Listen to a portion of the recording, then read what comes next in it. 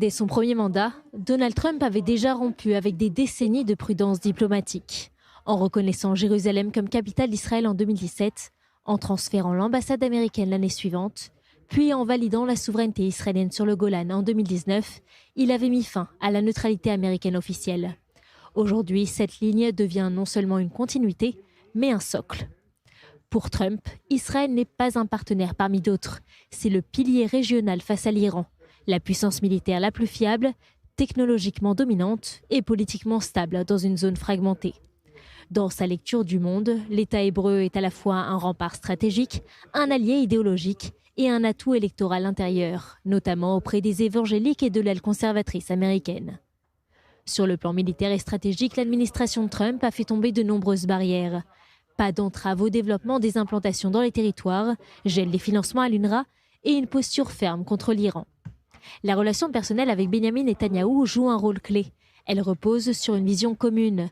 Souveraineté nationale, primauté de la sécurité, méfiance envers l'ONU, rejet des pressions morales internationales. Là où Obama parlait de gestion du conflit, Trump parle de rapport de force.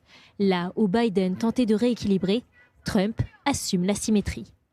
Dans ce second mandat, Israël est aussi un levier diplomatique.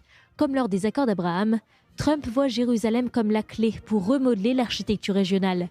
Rapprochement avec l'Arabie saoudite, front commun face à l'Iran, maîtrise du Hezbollah, mais aussi pression maximale sur une autorité palestinienne jugée corrompue et désormais marginalisée dans les processus politiques. Mais cette alliance, si elle est qualifiée d'inconditionnelle, n'est pas exempte de tensions. La gestion de Gaza, le risque d'embrasement au Liban, la relation avec la Turquie ou les équilibres avec les monarchies du Golfe posent une question centrale.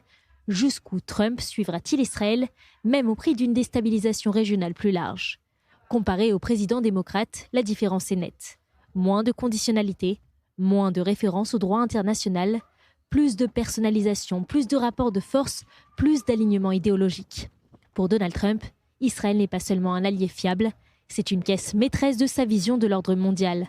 Un îlot de puissance dans un Moyen-Orient qu'il conçoit non pas comme un espace à pacifier, mais comme un champ de compétition stratégique où seuls les acteurs forts comptent.